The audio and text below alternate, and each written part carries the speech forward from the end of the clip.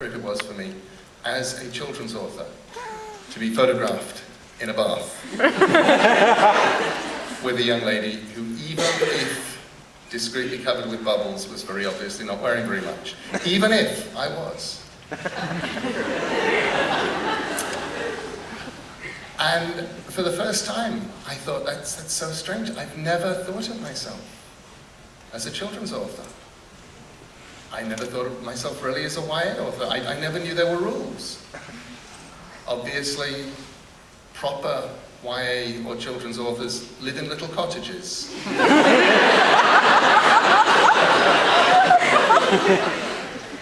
And the cottages are hung with roses.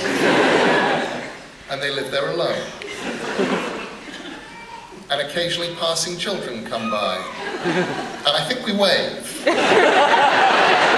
I don't think that we'd actually talk to them, because obviously living on our own and writing children's fiction, that could be seen as suspicious. But I think we hold baked goods and we wave.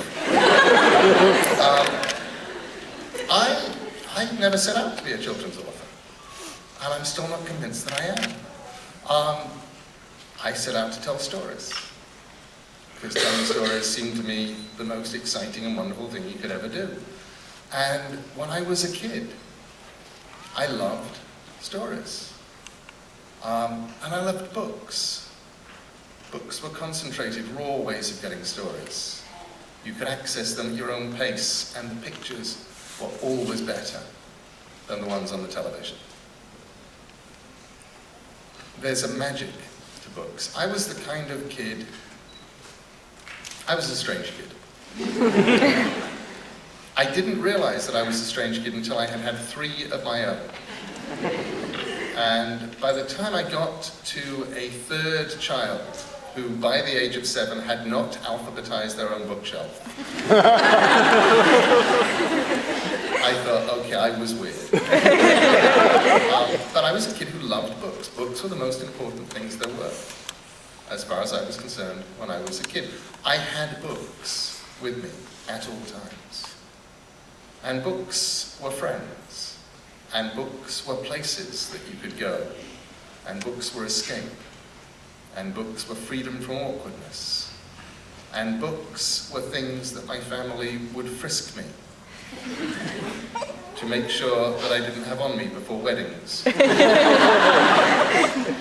bar mitzvahs, or any important family event. I would be frisked, and books would be found, and they would be removed. Or sometimes they wouldn't find them.